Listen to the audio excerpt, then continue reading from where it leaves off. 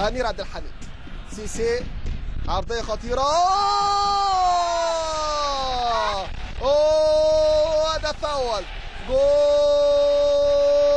لدى فريق النادي المصري عن طريق ايهاب المصري، يسجل اول اهدافنا انها الاميره المجنونه.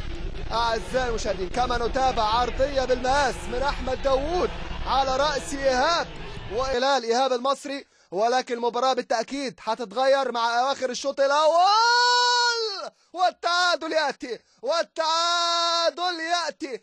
انها ضربات الراس يا عزيزي، انها ضربات الراس القاتله. عرضيه بالمقاس ثم ضربه راس تسعد، تحرك المدرجات من محمود شاكر ثم الى المرسي، والمرسي خلاص حرك كل الكراسي، حرك كل الكراسي، حرك كل المقاعد. تيت الماتادور هو من يبحث عن هدف اسعاد الجمهور. هدف جول،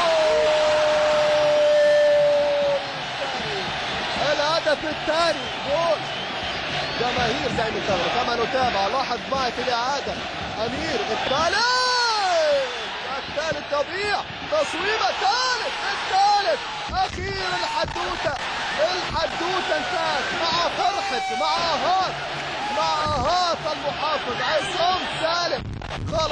خلاص الراجل ده كسر كل الكراسي وكسر كل السلالم مع فرحه عصام سالم. الكره تجلي من على قدم بلال، ولكن عادت من شاكر، ودائما شاكر ما يعطي الهدايا الى اللاعب.